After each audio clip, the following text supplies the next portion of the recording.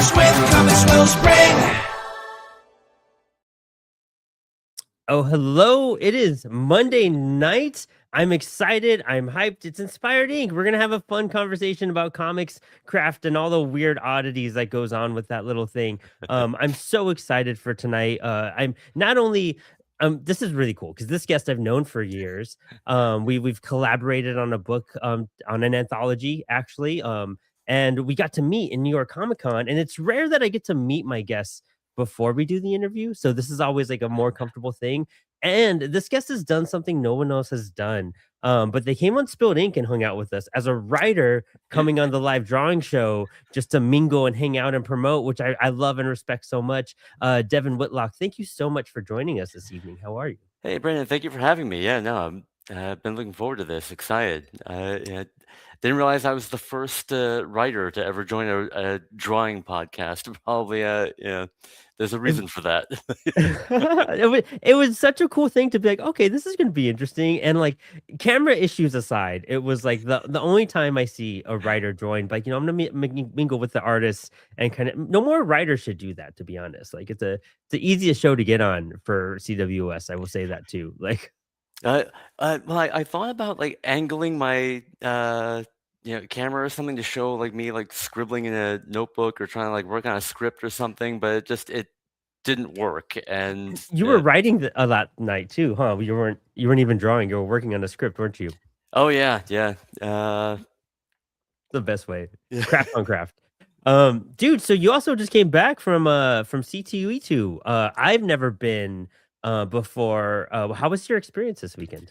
Oh, excellent. Yeah, it's kind of funny. I was talking about this with one of the artists there. It's weird to refer to C2E2 as my local con, like it's but yeah, everyone else was flying in or taking the train or driving. I just hopped on the Blue Line, Chicago public transit, and There you go. yeah. But I love C2E2, and I think everyone should come to Chicago. That's what I always say. But more so if you can make it to one of our conventions. C2E2 is the big convention, but we've also got Cake in May, the Chicago Mm, Alternative Comics Expo. I hear great Uh, stuff about that one. oh yeah, I think that would be like right up your alley too, as an indie creator and indie publisher. Mm. Absolutely. But C2E2 actually, even though it is the big convention in McCormick Place, and where they have the auto show and the giant convention center, it's still yep, Chicago is a great city. Thanks, Manny. uh, yeah, and you have like the big booths for publishers and giant CGC grading happening. Yeah. Like if you go into Artist Alley, you'll still find all of the smaller indie creators. Like there's your you know big names with lines around the corner and moderated discussions or whatever. But there's still like so many neat people that you can stumble upon and discover all on your own. That's like my friend Brandon DePillis was there this weekend too, and he is I on ran the into him. oh Yeah, cool. yeah. Yeah, yeah. Brandon's amazing. He's one of my favorite dudes. And he said he had a blast. It like was one of those life-changing experiences that you kind of sometimes only get from like, you think you go only get from New York Comic Con or San Diego and whatnot. But these expos I'm hearing are some of the best, and it's all about that experience too. And once you kind of realize there's a line between, a fan expo is gonna feel more like I would probably say New York or San Diego because it's meant for fandom and not just comics. So once you have that process in your head a bit, I think it's easier to go table and attend and take your risks at those events. Um, I love that they're finally like I don't know if they're finally, but like getting more indie people there is always nice. It's always refreshing. It shows that we're still kind of mingled in and part of the game and standing shoulder to shoulder to people. Do you think the crowds were really good for indie creators as well? I th- I think so. I heard a lot of good things. There was some you know people who were worrying about their sales and whatnot, but that just Mhm. A par for the given. course, really. Yeah. Yeah, that makes me so happy to hear that Brandon has such a good time, though. I always, Yeah. we, 'cause, yeah, as soon I mean, I marked so many people to get C2E2. They have a little app that you can, favorite and mark down who you want to go see or whatever. but I had so many marked down and so many that I missed. I'm gonna have to write like half a dozen, sorry I missed you at C2E2 emails for Well, the rest of the week. when we saw each other at New York, it was like kind of a brief, like a hi bye type of thing. I think you caught me in a daze as well. I think I was exhausted, and you like I heard you calling me, and I turned to the side, and it was just like, oh my god, yeah. Like, and it's when you see another friend, it kind of activates it in your brain a little bit to be like, oh my gosh, there's like a buddy here. Like, I need to like, I'm excited. Like, no matter how tired you are, you just all of a sudden get like a burst of energy because of that. And so you just attended. Do you ever table at C2E2 as well? No, I haven't tabled yet, actually. Okay. Not, Oh, okay. yeah, I know. I've kind of made it like one of my sort of New Year's resolutions to table somewhere this year. Uh, John Westhoff. Oh, Uh, part-time, yeah. Oh, one of our good buddies. uh, Yeah, no, tabling is it's one of those things, kind of deciding when and how, and that's all part of the approach too. Like going in unprepared is kind of a big oof. punch in the gut, you know what I mean? But having like you have like a good arsenal of like anthologies now. There's a campaign you're part of, which we'll talk about a little bit too. I believe it ends in a day or two. Yeah, Um, not much longer. So get those pledges in right Yeah, there's a link ASAP, to everybody. the in the, episode description as well. If you have a link, you could throw it in the private chat, and I'll throw it inside of this chat as well. Oh, awesome. Um, Thanks. and, I mean, that's just the 2 main things that popped up. Tabling is expensive, and that's, expensive.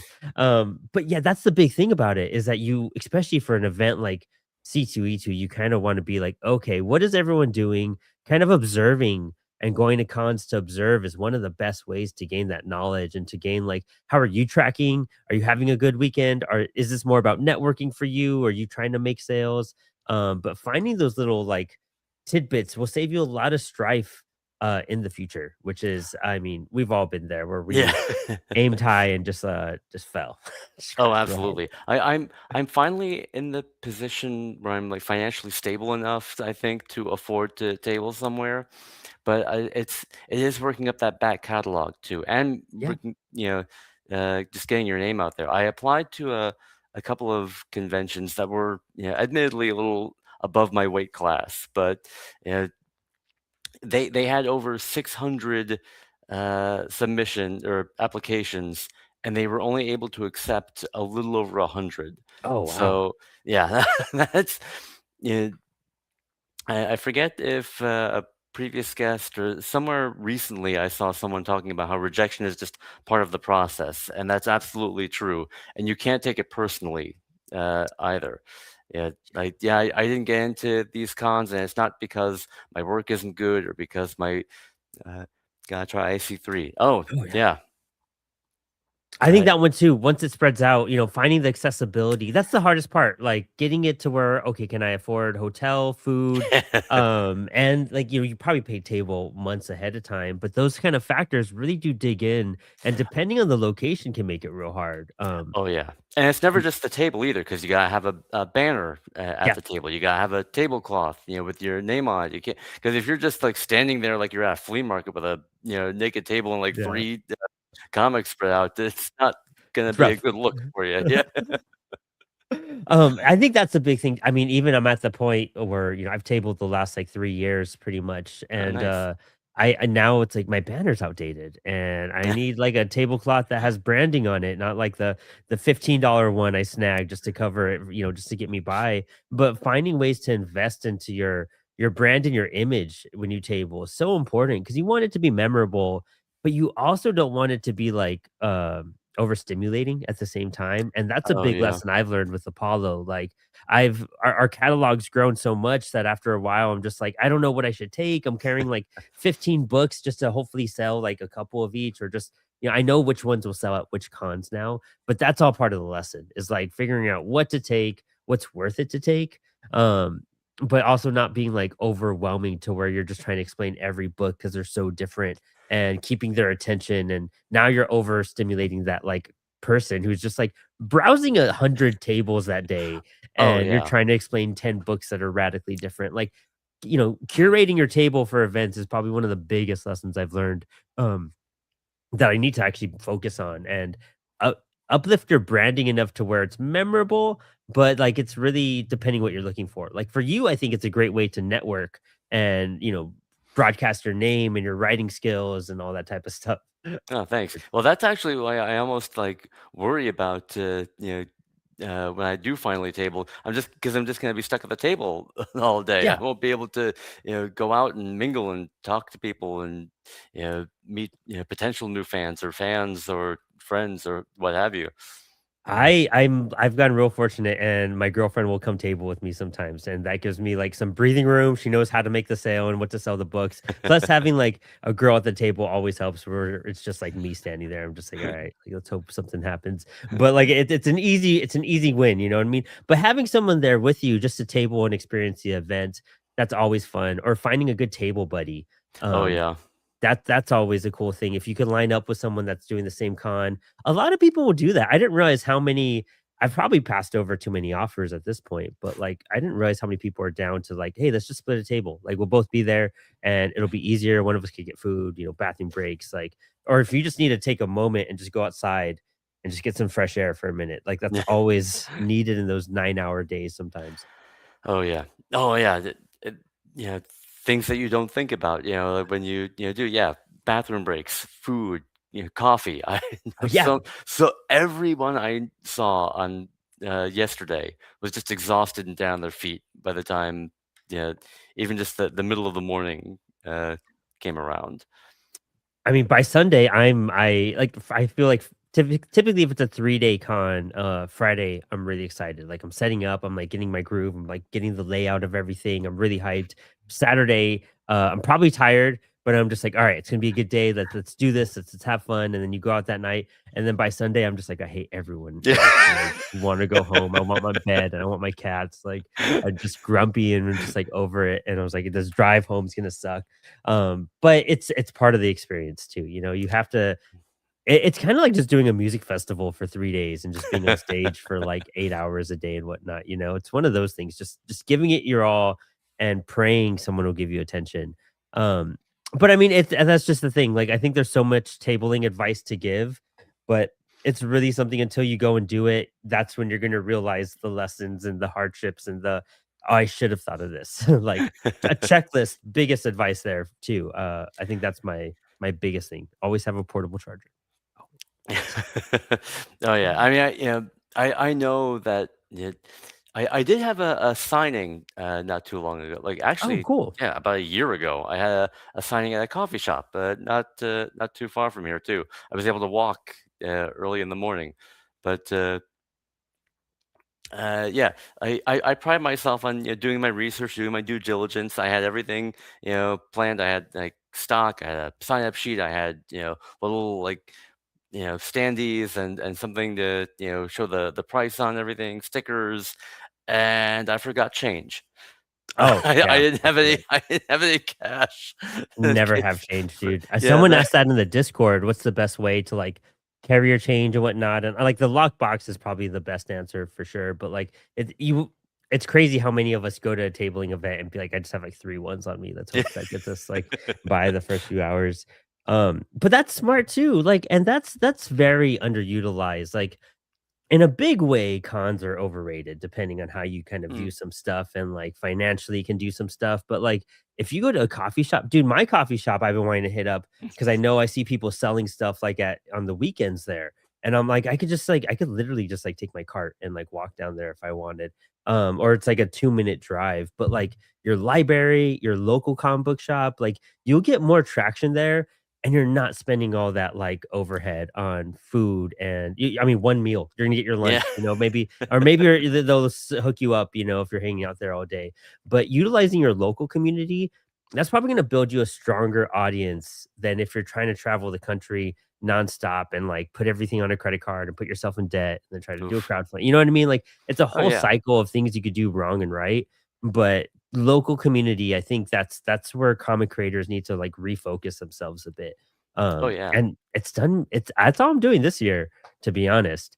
Oh neat. Um, helps it. Oh yeah, like that, and that's what I'm like starting to look at too. Like little like one day like art fairs, craft fairs. Mhm. Like I'll sell $50 comics. tables. Next to somebody who does crochet. I yeah, it's Yeah. uh, or even like themed events. Like Mm. because that's like horror conventions or like historical things. I know I mentioned on the live stream last week about how I got I applied for a grant Oh uh, yeah. for one of my comics, because the setting is in World War II Belgrade, and uh, we have a big Serbian community here in Chicago. So that might seem like a tenuous connection, but it's a connection that you Yeah. can use to you know to like sell your comics, get your name out there, create an event.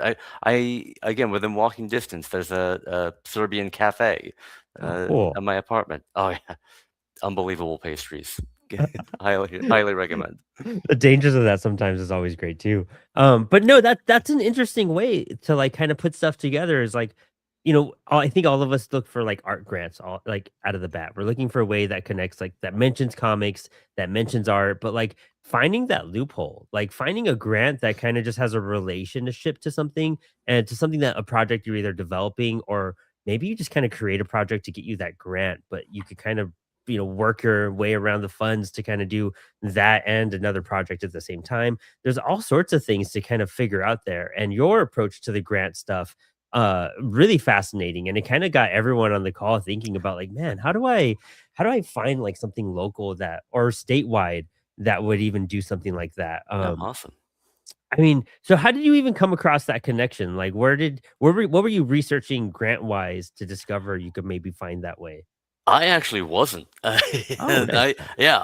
I found out about that grant because a friend of mine, a collaborator, she had applied to it and was like, "Hey, we had actually applied to it together to do an animated series." Oh, And we wow. applied to do that for a couple of years and didn't get the grant. But it was always in the back of my mind, oh, this is a possibility. So you know, when uh, when we decided to just sort of shelve the animated series for a bit, I was like, let me see what I can do with a comic. See if they'll, because they had a graphic novel category. Oh, So wow. That's yeah. so cool. Like, I Mhm. think some of that I mean, I guess a lot of us think of comics and we just think about our one genre, but like expanding that and like expanding like your possibilities and challenging yourself to do something just to get like the funding for it done, that's pretty sweet. Like I would figure something like that out. I mean, I know I'm stacking another project in my mind, but I'm like, wonder what I could do to get paid for this now. um, Because yeah, it's tough. I mean, we we can't all be Robert Kirkman getting like 5-figure credit card debt and hoping it pays off. Like yeah. Dude, yeah. Yeah, I feel that. I mean, that's kind of a lesson I did last year was like I did some really cool events, but the way we planned stuff out was kind of like shooting from the hip and we overestimated on like one event, which we killed. It was well worth it. Awesome. But it was still like we over ordered to an amount to being like we didn't do exactly what we thought and we kind of got overexcited because it was our first time there and we just kind of like what we were saying about cons and comic cons, like it was one of those things as an amateur like comic creator going into like a new con and just being like, oh, I'm gonna sell 2,000 copies of this. It's gonna be crazy, blah blah blah. Like that doesn't happen at cons. It's rare, I mean, not it does, but rarely, like it's super super rare. And so for some reason we got that mindset about this festival, being like, we're gonna sell like 2,000 copies. It's gonna be insane. It's gonna be so nonstop and it was, like, just, like, a really good show, but it wasn't, like, a 2,000 copy show, like, at all. And that's what, like that's where I was like, "Okay, I got overexcited," because I wasn't thinking Comic-Con, I was just thinking of, like, a new opportunity, and so it's like, you gotta think of them all the same in a sense, and, like or it's better to sell out than to be like, "I fucked up." Like, Yeah. I was so hard. But, Yeah. luckily, it was still a good event. Like, it would have hurt more if it was, like, a Yeah, bad good to event hear. and then we overordered. You know what I mean? Yeah, it was just overexcited. Oh yeah, then that's a lose lose. This is at least Yeah. yeah. Yeah, we leveled out on that one, but, I mean, it's, finding those, like, cons and you go to a lot of conventions too. Because I mean, seeing you at New York, were you there as press or pro? I don't No, remember. yeah, just a pro. Oh, okay, cool. Oh, just a pro, Yeah, boy. Like, like yeah, yeah, I know. I don't want to like downplay it or be, but I've gotten a pro badge with like just when I had a blog no one was reading. So it's, I feel that. Yeah. I do try and keep myself humble in some regard. But yeah, that was my first time at New York Comic Con. Oh, shit. I don't travel nearly as much as most of the people I know. Practically everyone I talk to seem to be already planning for Heroes Con, which Yeah. there's no way I can make that one. I do hope to. I made it to San Diego in 2022. I'm hoping to make it there again in 2027. Maybe I can like do like a 5-year sliding scale for all the non-Chicago cons. I mean, yeah, those ones are rough too. Like I got to go to San Diego, I think from 2015 to like 2019 Oh, every year nice. because I had a friend that was going and he had like a table and like he was already writing. So I'd be like, what if we just trade shifts in the car? And he was like, yeah, that would help me so much. Like, and so I'd get to go with him and whatnot. And he'd hook me up with a badge. And that was a cool opportunity. And then I got to go there with press badges for again a website I was writing for. Those are great opportunities. If you guys could find like I mean, all of us make comics typically who watch the show, so that can probably qualify you for a pro badge. To be honest, like, Oh yeah, I don't absolutely. right, yeah, it trips me out how almost easy it is to get it as long as you put out a book. You know what I mean? Like they're pretty like yeah, you put out a comic, you could do it. But like doing it with with press, like if you write for a website and do little reviews and stuff like that, like that's a good way to get press badges, and people don't realize it. When Apollo was like a podcast, I really wish I utilized that more, but I was Oh. just like, "Oh, we're not big enough," but they don't care. They don't, they just wanna make sure you have a way to share stuff. Yeah, Um, as long as you're promoting, if they can count on you in some way to spread the word about the convention. Like yeah. I was worried, yeah, that I wasn't going to get my pro badge this year because like last year, yeah, because I have a newsletter and Mhm. I'm pretty Great Substack consistent too, with by it. the way. Oh, thanks. But I do like a post about like what panels I hope to attend at C2E2 every year. And usually I try to follow that up with a sort of retrospective, like here's how my convention went and everything. And I just was not able to squeeze that into my uh, schedule last year, just between Mm. like, planning for like other conventions and then the newsletter itself takes up a lot of time. Yeah, no, You know, I need to be more consistent. It's hard. It's difficult. yeah. I need to I, get on April. I do a news digest 2 weeks after every regular newsletter, and that's just those 2 weeks. That's just all my spare time is just Yeah. aggregating headlines and writing up. Here's what happened. Here's who died. Here's Mhm. a horrible scandal that happened. Like it's just. Well, I enjoy reading yours because when I catch those Oh, ones, they're great. Like, I mean, I'm live anyways. I was like, they're great bathroom reads, dude, because it's like you like check out an article and be like, "All right, I'm gonna follow this back up, and it's just like cool news insight that you're like, oh, I'm just getting caught up for like the last couple weeks and stuff. Like, thanks. it's a fun newsletter to. I think there's a link here as well in the episode description. Oh, okay, But cool. feel free to share one too. Um, but that's always good. The Substacks and the newsletters, developing your own. Manny here just said, doing creator interviews is a great way to do so and Oh make yeah. connections. And see, that's what I'm doing with my newsletter, just so I could be consistent. Because Apollo typically has, like, there's probably a creator doing a crowdfunding once a month, typically. So I'll do an Easily, at interview. least. Yeah. Yeah, yeah, it's crazy. It's crazy how much Apollo pumps out. I'm trying to control that. It's hard. But I do creator interviews on there. Now it's helped me to be like, okay, like talking to this person got me to think about this. And then I'll Mm, kind of write like a little like thought blurb on top of it. And then I'll do the interview and then I'll do some recommendations and just like small updates and teasers. But it helps me at least just get one out. And as long as I have people reading and checking it out, I'm like, all right, cool. There's still an audience. I'm gonna still do this. Like people are still. You're one of the best people to reply to stuff too. I know you've comment. I think that was another way we got reacquainted. Was I think on Substack you would reply to a couple things I had posted, oh. and then on YouTube you comment on almost all of our videos, which I love. Thank you so much for helping the algorithm. Oh, More people too should do bad, that. yeah. By the way, watchers, more of you guys should comment on our videos, please. In I do fact, what I can. I'm gonna I'm gonna promote this for a second to get all of our viewers to start doing this. Like I need to promote the show more too, and that's my fault. But how do you keep up with promotion with that?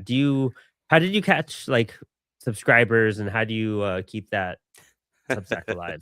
Uh, uh, uh, my secret is I made friends with a famous person. I did, Dr. Devin Price, brilliant thinker, writer, academic, but uh, author of several books, belongs to my comics book club, Oh, and cool. and uh, recommended my Substack on their Substack, and you can see, I went from like 60, maybe 200 followers to like 800. Oh, wow. Not, yeah, it's, I hate to, you know, say it, but like that's kind of how a lot of stuff works, though. It's, Mhm. you know, I, you know, I am consistent in my output. I try and keep up with everything that's going on, but you know what really kind of like boosted my subscriber count into the stratosphere is just having Having friends, networking, going out there.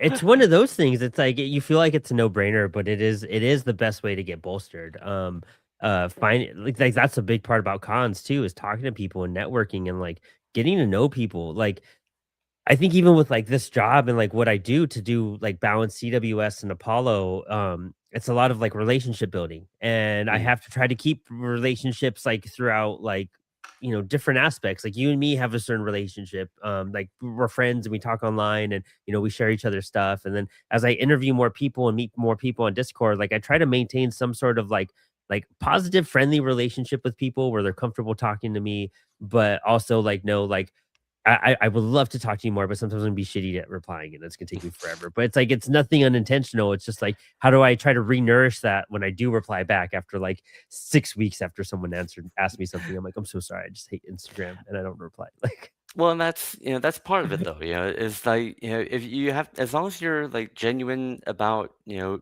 you are and like whatever struggle you have with replying it. Yeah, 6 weeks is maybe, do your best to trim that.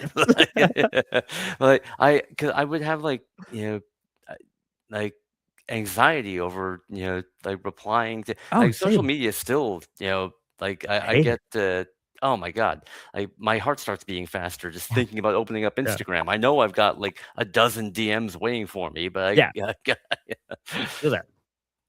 but And then the one friend who just sends you reels and you're like, I'm just gonna open this. Like, I'm just like, I have like a, more than one, yeah, yeah. but yeah, I think, yeah, I kind of lost my Oh, train of thought there. no, I mean, no, yeah, it's one of those things I do. Being genuine, I think, is the best thing and the best advice. That's definitely something I've always tried to like carry through, and I think that's why people understand like when I don't reply and then I finally get back to them, or if we haven't spoken in a bit and then we see each other at a con. There's always sorts of things that like, however you see me on the show, I'm not very different, like in person or like at a tabling event or like off air or anything. Like that's too hard to maintain. Oh I god. feel like, like, yeah, I'd rather just be myself and just like that way you guys all know, and that makes these interviews so much more comfortable too. Like, Yeah, I want you to be relaxed. I don't want anyone to feel strained on these shows. Like, I want you to be able to like, oh, okay, we're just very conversational. Like we're having a cup of coffee, basically. yeah, and that's how it is too. Like, whenever I'm like commenting or reaching Hmm. out to people, I don't say anything that I don't mean. I don't just puff people up with empty praise. I get accused of that sometimes, but I No, can't. it's Uh, just good praise. And I think it's because there's not a lot of people who do that. So people are just like, "Man, you do that a lot," but it's just like, "No, it's just you're just actually the nicest person, I and we I do appreciate worry it." about my overuse of exclamation points, but That's me. We're millennials too. I mean, I feel like I end everything with an exclamation point or laugh out loud, just so, like, I don't want you to think I'm angry. Like, I just need yeah, you that's to it. Yeah, exactly. I feel so Like, s I think it's because 'cause I'm a Beaner Schnitzel. I'm Mexican and I'm German, so I just sound, like, aggressive right off of the bat? I've Um never heard that term before. That's amazing. Uh, Uh, Yeah. Well, yeah, and also, like, how do you say, "I love this," and then you put a period at the end, like, then you yeah. sound like you're, They're just like, "I love this." like, That's how I lying. read it in Yeah. my head. I just like, "I love this." I'm like, "Alright, thanks." Thanks for that excitement there. But no, that's one of those things too. Like I always like for work, I have a whole routine where I check certain stuff to get them out of the way. And I always do check out the comments right away. And it's always like, oh, okay, like I have motivation to do this. Like it is motivating going in and seeing comments and like people interacting with our stuff. And that way I'm like, oh, okay, cool. I'm doing this for a reason. Because I'm a creator. I get in my own head like Oh, yeah, we all do, nonstop. that's You just know what I yeah, mean? Like yeah. oh And it's yeah, I mean impossible to follow American everything too, like oh, sorry. Oh, no, bro, be like in my Kickstarter updates and keeps me going 100%, like anything, like just give throw me us a bone, that's all we need. Yeah, you just kinda have to, like, find the handful of people or campaigns or, publishers or whoever you wanna support, and, like, it invariably will lead to others, and so you just have to, you know, find the happy medium between, what you're going to follow, not necessarily curate, because that makes it sound, like, impersonal, like you're trying to, like, game the system or whatever. Mhm. But, yeah, don't necessarily, like, follow anything you don't want to follow, don't comment anything that you don't mean, don't feel pressure to just follow, like, everything, because that's just there aren't enough hours in the day. If you miss, like, 1 or 2 updates on something, it's not the end of the world. Yeah, yeah. And then, like, the people who take it personally, like, I've come across creators and people who are just like, "Oh, nobody supports me, nobody likes my stuff." And I'm like, "I promise it's not a personal thing, it's pure algorithm, man." Like, that's all it is. Like, I found out, like, certain posts went up and I was like, "I haven't seen anything on my feed." And then I'll see it and it'll be like 3 weeks ago. And I'm like, "Why? Like, why even show me at this point?" That was like a year in social media time. Um, but no, yeah, I think finding I mean, I unfollow a lot of political stuff, and I mean, of course, we put out political books with, like, Apollo and everything, but sometimes you have to know, like, what's your bandwidth? And even with Mm. replying and being on social media in general, like, know your bandwidth a bit because you will fry out, you will, you will hurt yourself in Oh, a yeah. weird I mean, way, it's designed to do that too. Like, Yeah. they want you to feel dependent on, the algorithm of the platform of the whatever.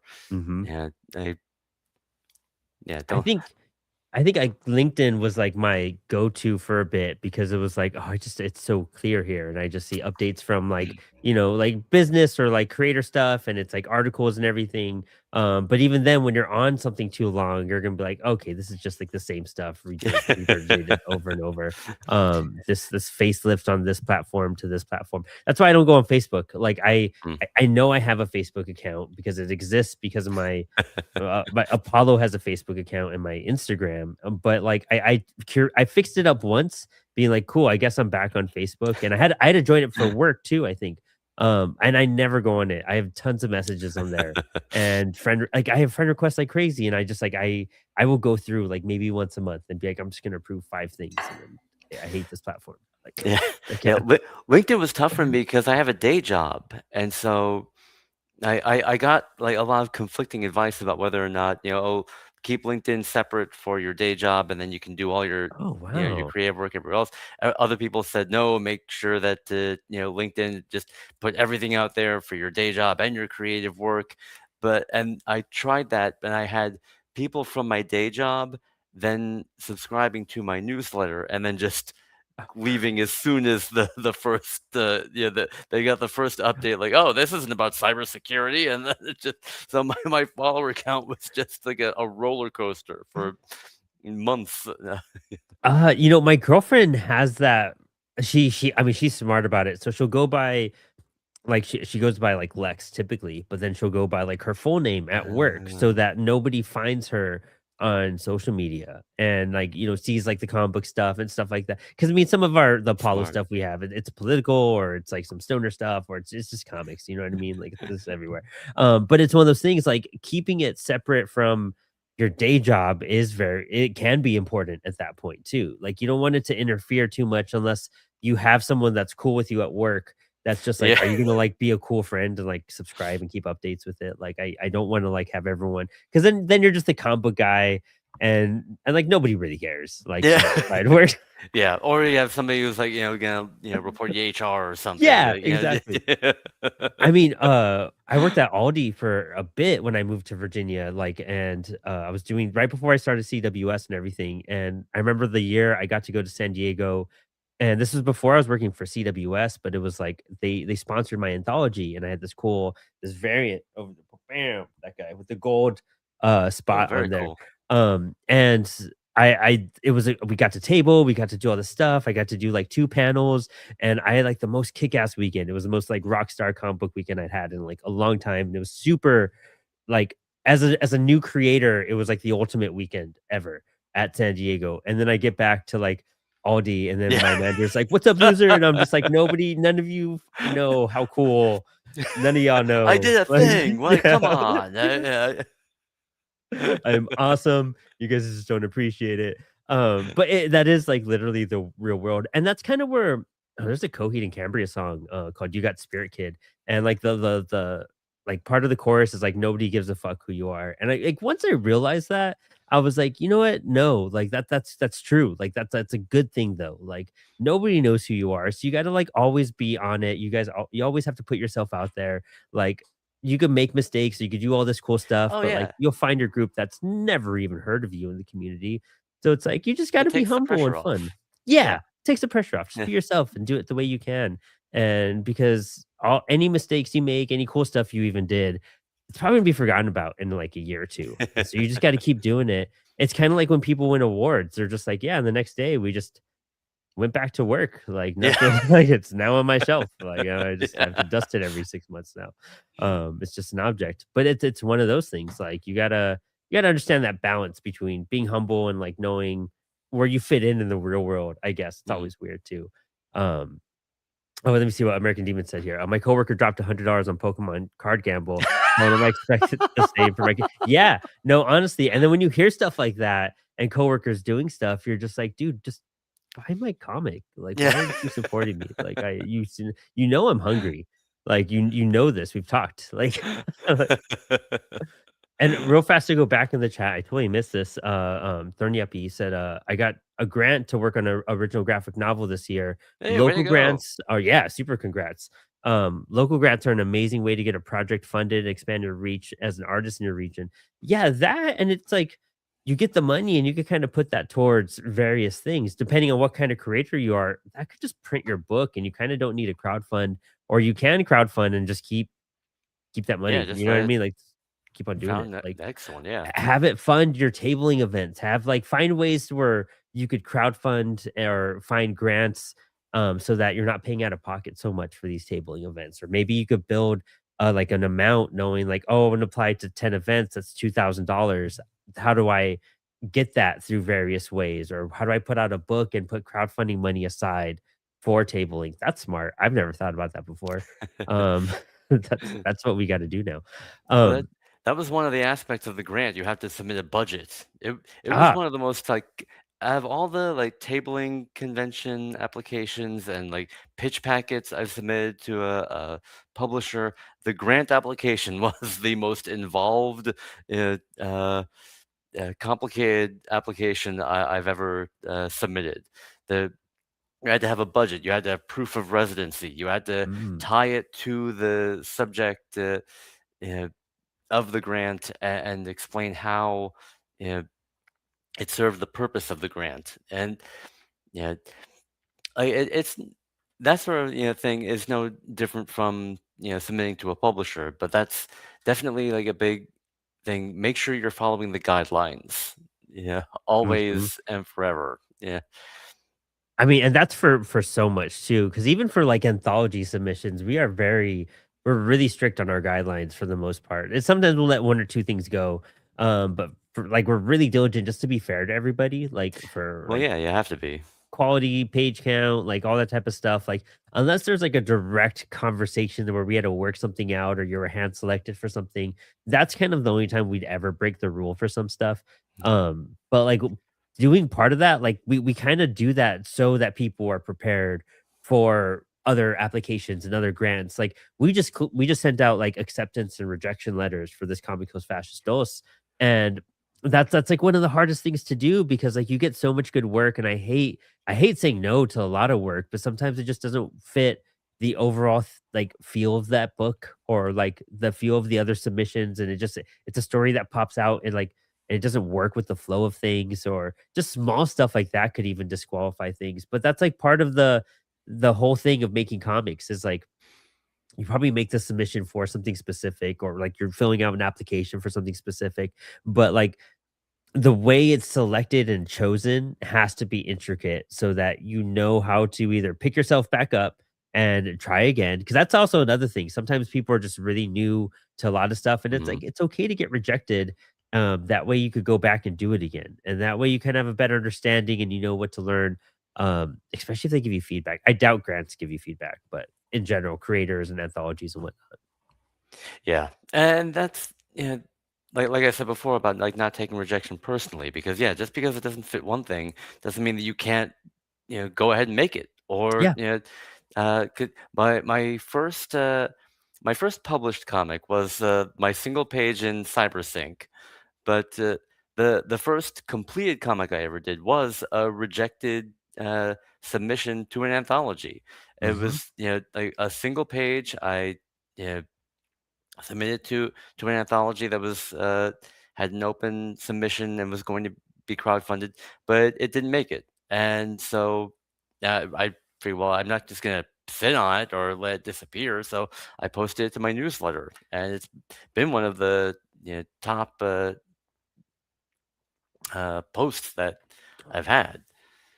See, that's cool too. I mean, it's good. It's kind of good to kind of again, it humbles you a little bit too. You know what I mean? You're kind of just like, all right, well, I didn't make it. Like, I got to work harder. I got to or try this in a different place too. Like, and some places, I mean, well, I've heard some stuff even when they apply to Apollo Anthology, it's like, "Oh, I made it specifically for this." And it's like, "Well, I mean, I think it's broad enough that you could submit it anywhere." Or like if it got denied, like, dude, just turn it into a mini comic. Just bam, and then you have your own little booklet you could toss around. And I think a lot of people miss out the potential of that too. Like use Mm. your anthology submissions as like little like make a little zine out of them. Oh And yeah. I think that's really rad. People love that stuff. Oh, and it's an excellent portfolio Yeah.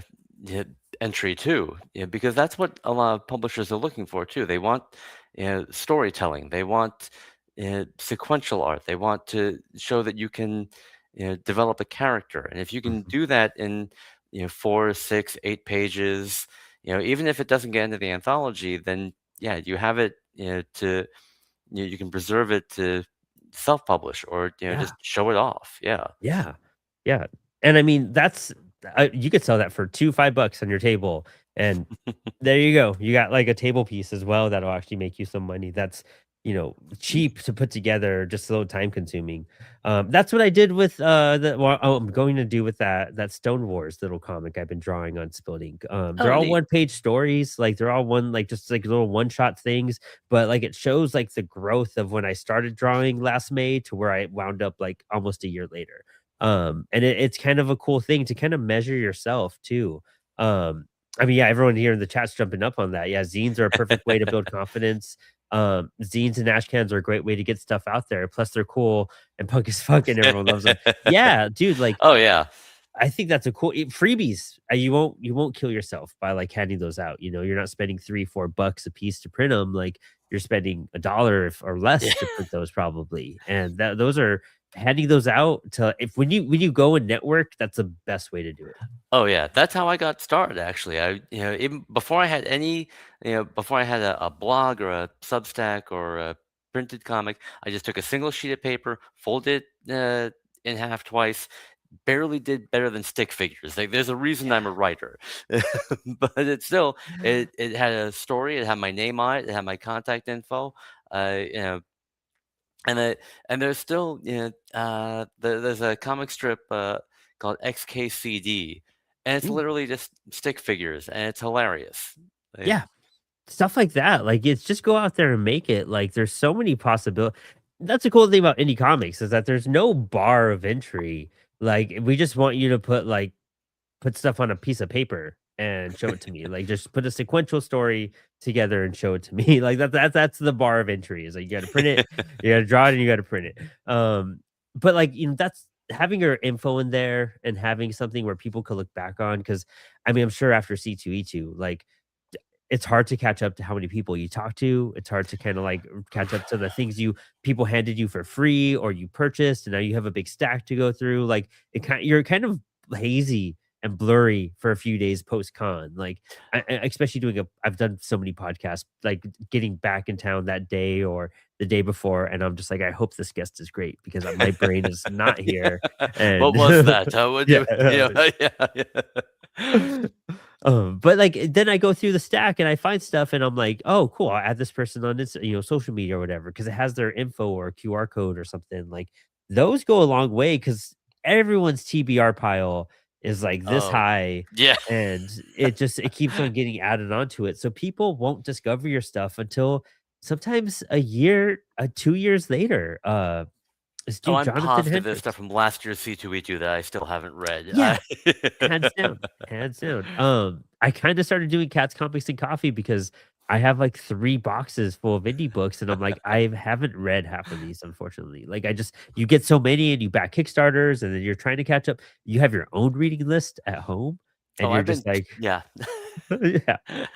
I got so many packages, from Kickstarters. I've been like, told like that I'm not allowed to physically back another Kickstarter for at least a year.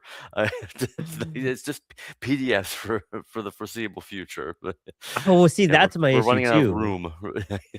I mean, I started doing digital stuff, and now my digital library is just like getting immense, like crazy. And I'm just like, man, now this isn't working out either. Now my storage digitally is filling up just like physically.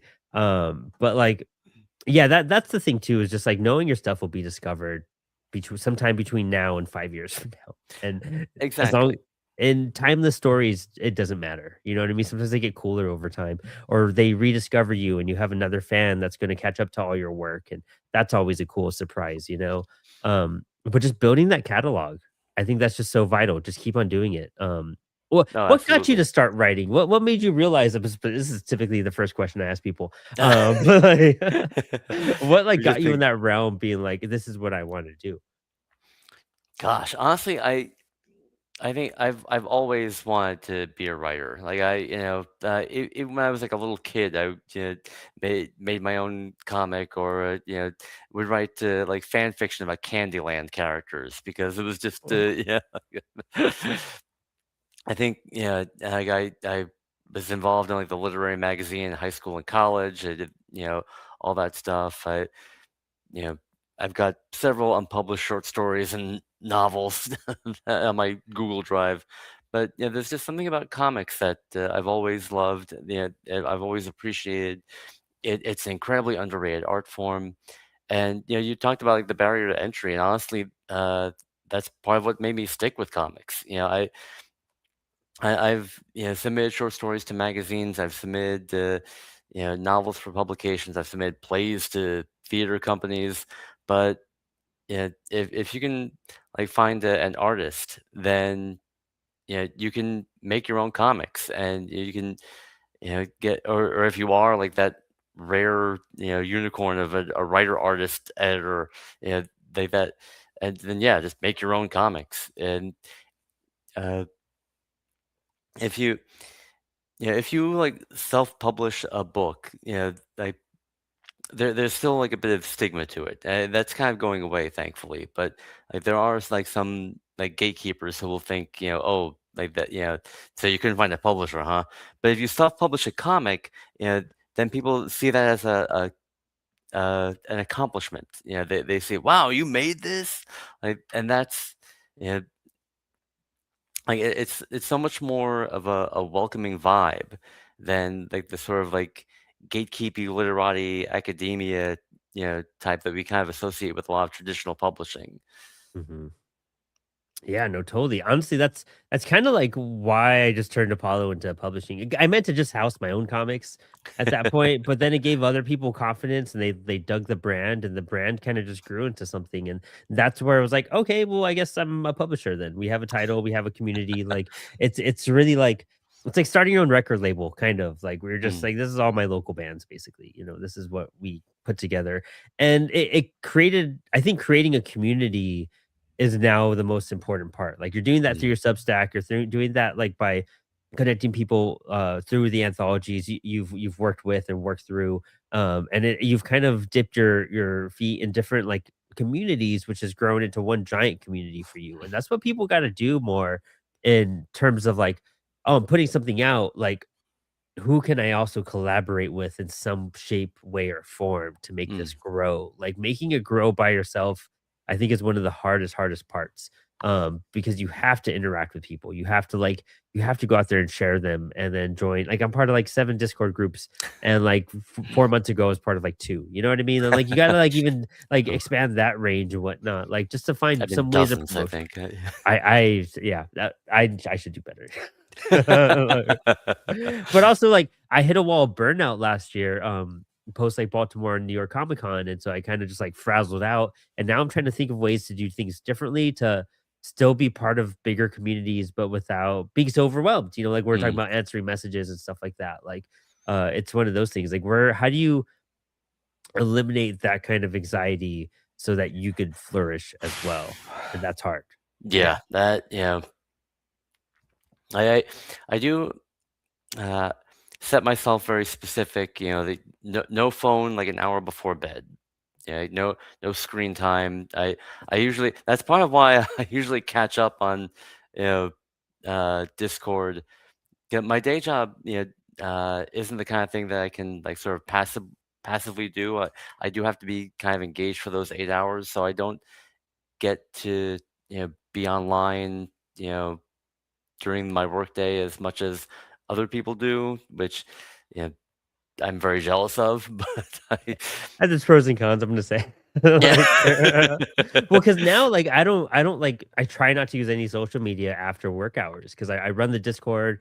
I'm a heavy part of all the CWS social media, plus the Apollo, plus mine. Like, being on like that stuff from the moment I wake up practically is Well, if like, it is your okay, job, then yeah, I mean, yeah, you gotta do what you gotta do. But yeah, yeah, I yeah, yeah. I do try, I when I first started on social media, I was like very bad because I'm kind of a completist by nature. Like I don't like watching TV shows and then letting them fall by the wayside, or if I read a book, I have to finish it. Yeah, I've gotten way better about that Yeah, as I've but gotten older. But I would think, oh, I have to see literally every message that has been in the server while I was gone, or I have to, see literally every post. And like that's just impossible. mhm. It can't be done. Sometimes you just have to, even if it's your favorite server, you just have to mark it as read and let it go. Yeah, Uh, yeah. as difficult as that may be, but it gets easier the more you do it. So, I think that's totally where the point where I got to with some stuff is like, I'll catch up eventually. Like, it'll come back in my circle if it ever does. You don't got to know everything, but in this world of social media and internet, you feel like you got to know everything the moment it happens too. And it's an old oh, kind of like yeah, cons. You get that ultimate FOMO. And people get that with cons like crazy, like knowing it's going to be back next year. But like, man, people kill themselves to attend a con, and I respect that, but also, like, it'll be back next year. Like, yeah. it'll be great again, so You can't be everywhere Mhm. at once. Yeah. That's part of why like the panel schedules that I post are almost a parody of themselves because I'll schedule well these three things are all happening at the same time and they're all things that I'm interested in. Yeah, and I'm gonna So be at I'm them just all. going to have to either pick one or spend that time in Artist Alley. And if any major developments happen, I'll find out later. I think that's the thing about panels too. I always aspire to try to go to a bunch, and I've honestly only been to a handful of panels, like, ever, like, in my life, you know what I I mean? know Because I some miss people who've out. been to like none, and I'm like, how? Why? But they used to be like my favorite part of the convention. But like the Mhm. more I got to, like, the more artist friends I made, and the more out there I got as a creator, Artist Alley is just I'm like planting myself here and just speed running through the Yeah. aisles to interact with as many people as I possibly can. And so, and with interacting with people, you also have that community that did you put that together in Chicago, or was that something that you joined, or Oh, the book club. yeah, your Oh comic yeah, club. it's actually kind of a funny story how that all like came together. Honestly, it was kind of a pretty random experience. I was just on the Chicago Public Library website, and I saw that some other book club was going to be discussing My Favorite Thing is Monsters by Emil Ferris, which is one of my favorite graphic novels of the it'll be an all-time favorite like for the rest of my life. I cannot overstate how much I love that comic, how much it is like if you haven't read it, I strongly recommend it. It redefines what the comics medium and art form are capable of. Like it's so good. But uh I saw that some random book club was discussing it, so I just went to the book club. It was a meeting on like a Saturday morning or something, and so I had to wake up early on my day off, but I still went. And it was such a good time, and we had such a great discussion. Like a couple of days later, I was picking up a book I had on hold, and the librarian who ran that book club approached me in the stacks. It was like, a lot of people really enjoyed that discussion. Would you think about uh, running a comics book club, like one where we just do graphic novels? And I said, sure. And we had a couple of meetings, a couple of emails back and forth, and so we just set up. I think I don't know. We meet on the third Wednesday of every month. And I forget if we started on Wednesday, went to Thursday, and went back, or vice versa, or what have you. But for a while, it was just like me, that librarian, and a few people from other book clubs in that library. Like they were used to talking about novels or nonfiction or cookbooks, and here they were talking about comics for the first time. That's Uh, cool. Oh, it was amazing. I learned very quickly too how to adapt uh, comics for non-comics readers. Like Oh, wow. you do not want to start with Watchmen. You do not want to start with Astro City. I know that that's like a big social media conversation that blows up like every 3 months. And fine, yes, every comic is somebody's first comic. Whatever. But Watchmen is the bad choice, though. I'm not gonna lie. I love the book. Like Watchmen is a lot to like. It is. There's other books you could intro. What are some of your picks to like introduce someone to comics? Oh yeah, so well, the most important thing was finding out what they liked to read. Mm. We had a lot of horror fans. We had a lot of slice of life fans. We've got quite a few members of the LGBTQ community in our book club. That was just a coincidence, but so we started off with Fun Home, and that was a big hit. Oh, there you go. Yeah. Yeah, Alison Bechdel, um, and then like a lot of yeah, Witches by Snyder and Jock. Yeah. yep, That's a yeah. good horror one. Yeah, it's a good and it's an easy read too. Yeah, yeah. Yeah, short. Yeah, Yeah. so, yeah, short, self-contained. That was the way to go. Persepolis. Yep, we got Persepolis. I think we did in our first year. Uh, but also like not being too afraid of continuity, because they did actually want to read a superhero book eventually, just to sort of get it out of the way, see what all the hype is about. Yeah. And we ended up reading The Vision by Oh, Tom King. That's yeah. great. Yeah, that's uh, a great example as well. It's a but solid story to blend into things. Yeah. It is, but I got like worried because like once the Grim Reaper showed up, I'm like, oh, how do I even explain Yeah. this? Yeah. But they just went with it. It was Yeah. fine. Everything worked out, and yeah. I think sometimes we overthink continuity for people. Like some people most people just aren't going to care. They're like, oh, there's a character. Obviously, this is a comic book. It's gonna be a little goofy. You know what I mean? Like it's just like okay, cool. And they move. They don't think past it. But here we're just like, man, I have to explain Grim Reaper and like his whole goofiness. Like, and that's like a whole thing. It's kind of embarrassing now. Like, like yeah, I feel that. Well, that's why like as long as it wasn't like an issue in the thing, like and also like yeah, everyone I get so much hate when I talk about how they didn't like Dark Phoenix. I and I get that. yeah, I because they didn't grow up reading it. They you know they knew it by reputation, and Like, then sometimes Chris Claremont just sounds like he's never spoken to another human before either, you know what I mean? So it's just like, that one I get for, like, someone who's trying to, like, entryway into it. You kinda have to have a little bit of fandom to, like, sometimes appreciate every the panel needs words, not Yeah, every yeah, yeah. but yeah, it really it developed really organically, and it's been a lot of fun. We've been meeting for almost 10 years now, Oh, and yeah, that's sick. and and that actually helped me like get into comics too, because one of the uh, first pieces of advice I got was to start a newsletter. I'm like, well, what am I gonna do with a newsletter?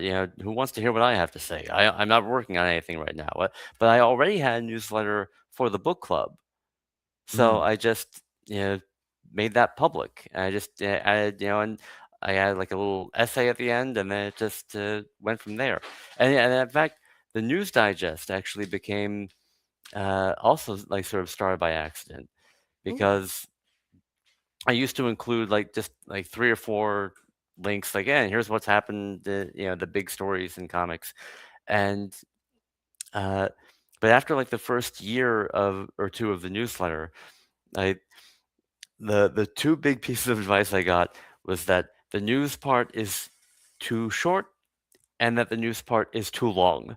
Oh, So yeah. so so I was like, okay, like I can't possibly please both of those camps. So like, what if I just separate the News Digest out to its own thing, and then that became its own like separate animal, and and I just started gathering up all of the uh, whatever links I could from all the different sources that I follow, and that's become like the biggest part of the newsletter. That I've become the comics community's Matt Drudge, except not crazy. Just aggregating all these links and sharing them out once a month. I've had like multiple people tell me that they really appreciate being able to have one place that they can go to just you know see what's happened.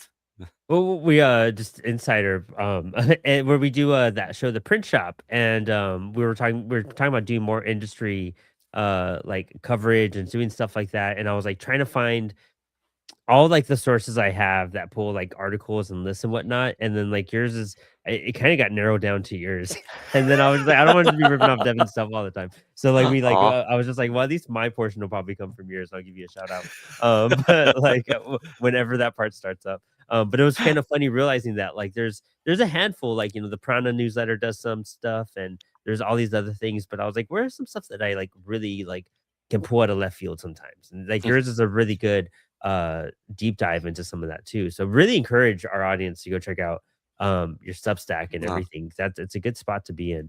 thanks so We'll much. we'll try to do a little collaboration soon on there. I think that'd be a lot of fun.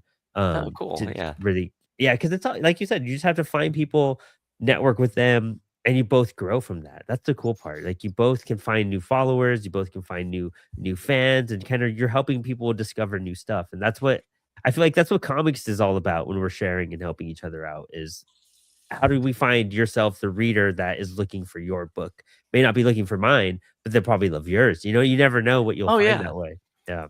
Like that, and that's part of it, like I've had like so many collaborations or like would be collaborations, like timing doesn't work out or life gets in the way. It doesn't, Mhm. like we might not create anything, but we have people that we can, just rely on for, friendship, advice, Yeah. like, just connection, whatever. It's yeah. Yeah, hands down. Love it, dude. I mean, this is I our hour went by so Oh wow. fast. Yeah, I know. Thank you so much for coming on the show tonight. It was great having you on Spilled Ink. It was great double dipping into the interviews. And it's cool that we got to talk for like 3 hours and still have stuff to talk about. So always appreciate that from a guest. No, Do you want to give any absolutely. shout outs? You want to tell anywhere where to follow your stuff and all that? Yeah, so Brandon's been kind enough to plug my newsletter often enough. Yeah, devinwhitlock.substack.com. I am on Instagram and Blue Sky, not as often as I probably should be, but uh, my handle across any social media platforms is Devin Agonistes. That's DevinAGONISTES. I can explain it if you want, but Now you have to. it was a bad idea that I got stuck with. It's a reference to Milton and T.S. Eliot. Oh, there you go. Yeah, you can tell I was an English I was, major in I college. was like nerd. Yeah, I feel, understand that 100% my end. I explained it once to a friend of mine. He said, "Okay, so you're too smart for your own good." Oh, you had a prestigious phase 2, I see. Okay, that makes sense. Yeah, we have I think we have your Comix.one account as well on there. And Dreamlands, excellent. it has I believe what I'm gonna check the hours on that. I Yeah. lost the window. Oh, It has 37 hours to go. So guys, check Oh, that out. hey. It got funded. Yeah, but They're here's at least one stretch goal I know. So, awesome. Such a sick cover too. oh yeah, Yeah, this one looks Leonardo great. Calapietro, I believe, is the name of the artist. Oh, Yeah, gorgeous anthology. I need to check it out. But Devin, thank you so much, dude. This has been a blast having you on. yeah. We'll definitely try to Thanks catch so up again much. soon on a future episode as well. And always welcome on Inspired Ink. I mean Spilled Ink as come draw with us. And for all of our watchers and our audience, thank you so much for watching tonight. We have the print shop next Tuesday. And this week we have Spilled Ink. And next week for Spilled Ink, I won't be on. I'm actually seeing the band this Thursday, so I'm hyped. So and then I'll be at the Fun. CWS offices. Yeah, right. Yeah, it's a great coincidence. And then I'll be at CWS offices next week, but we'll still have shows. I believe we have the two Chris's from Longbox Punk and Chris Mendoza Awesome. coming on. Yeah, they're gonna be those coming guys on are next great. week. Yeah. Super great dudes. Yeah. I love them both. It's gonna be a great convo with them. And then we'll be announcing more April and May guests coming up. But that's all we have for now. Thank you all for tuning in. And Devin, again, thank you so much for tonight. Thank you.